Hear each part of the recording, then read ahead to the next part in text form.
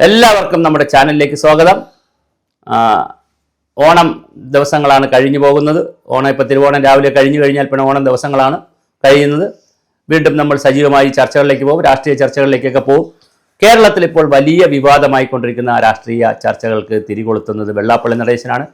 അദ്ദേഹം പലപ്പോഴും ജാതിയുടെ ഇഴവാസിന് വേണ്ടിയാണ് പറയുന്നതെങ്കിലും അതിലൊരു ജാതി ആരോപിച്ച് അല്ലെങ്കിൽ ഒരു മതം ആരോപിച്ച് മറ്റ് രാഷ്ട്രീയ പാർട്ടികൾ രംഗത്ത് വന്നിട്ട്, പ്രത്യേകിച്ച് മുസ്ലിം ലീഗൊക്കെ ശക്തമായി രംഗത്ത് വന്നിട്ടുണ്ട്.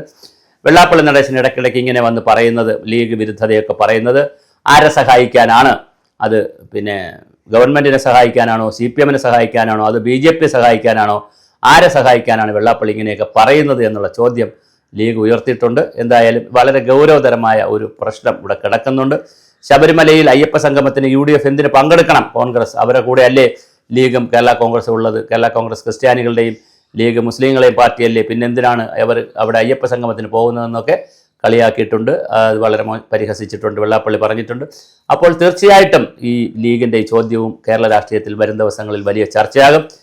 കേരളത്തിൽ മതവും രാഷ്ട്രീയവും ജാതിയും തമ്മിൽ ബന്ധപ്പെട്ട് തുടങ്ങിയിട്ട് എത്രയോ വർഷമായി.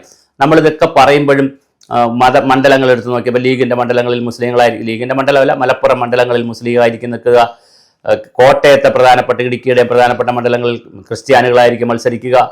അങ്ങനെ ഓരോ ജനവിഭാഗത്തിൻ്റെ അനുസരിച്ച് തന്നെയാണ് സ്ഥാനാർത്ഥിത്വം നിർണ്ണയിക്കുന്നത്. CPM പോലും നായന്മാർക്ക് മുൻതൂക്കം. ഇപ്പോൾ വാമനപുരം മണ്ഡലം ശരിക്കും പറഞ്ഞാൽ CPM-ന്റെ കോട്ടയാണ്. മണ്ഡലം ഉണ്ടായതിനു ശേഷം ഇതുവരെ ആരും അവിടെ കോൺഗ്രസിൻ്റെ ഏതോ ഒരു വർഷം ഒരാൾ ജയിച്ചിട്ടുണ്ടെന്നോ ഒരു പ്രാവശ്യം പറ്റും, എനിക്ക് കറക്റ്റായിട്ട് അറിയില്ല.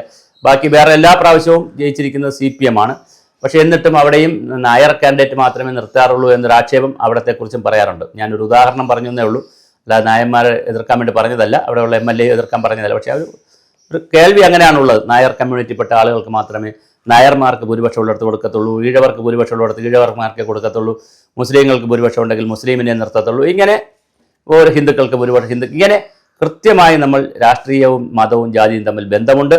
ഇപ്പോൾ എന്തായാലും വലിയൊരു വിവാദമാണ് നമ്മുടെ മുന്നിൽ വന്നുപെട്ടിരിക്കുന്നത്.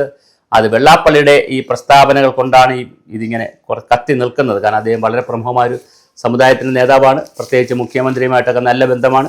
ഇടയ്ക്കിടെ വെള്ളാപ്പള്ളിയെ ഉയർത്തി പൊക്കി മുഖ്യമന്ത്രി പറയും, മുഖ്യമന്ത്രിയെ പൊക്കി വെള്ളാപ്പള്ളി പറയും. ഇങ്ങനെ വേറൊരു രാഷ്ട്രീയമാണ് കേരളത്തിൽ നടക്കുന്നത്. അതിനിടയിലാണ് ലീഗിൻ്റെ ഈ ഒരു ചോദ്യം വന്നിരിക്കുന്നത്.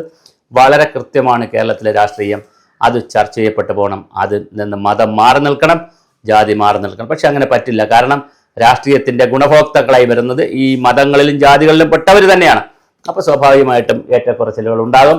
ഏതെങ്കിലും ഗവൺമെൻറ്റുകൾ കൊടുക്കുന്ന സ്ഥാനത്തെ സംബന്ധിച്ച് തർക്കമുണ്ടാകും, വഴക്കുണ്ടാകും. ഇപ്പോൾ VC-മാരെ പങ്കുവയ്ക്കുക, PSC ചെയർമാൻ, അങ്ങനെ ഒത്തിരി സ്ഥാനങ്ങളുണ്ട്. ഇതൊക്കെ പങ്കുവയ്ക്കുന്നതിൽ വലിയ തർക്കം നടക്കും. ആ തർക്കത്തിനിടയിൽ ഞാൻ ഈ പറഞ്ഞതുപോലെ രാഷ്ട്രീയവും മതവും ജാതിയും തമ്മിൽ കൂട്ടി കുഴച്ചാണ് ഇവിടെ പോകുന്നത്. അതിൽ ഒരു ആശങ്ക നമ്മൾ കാണേണ്ടതുണ്ട്.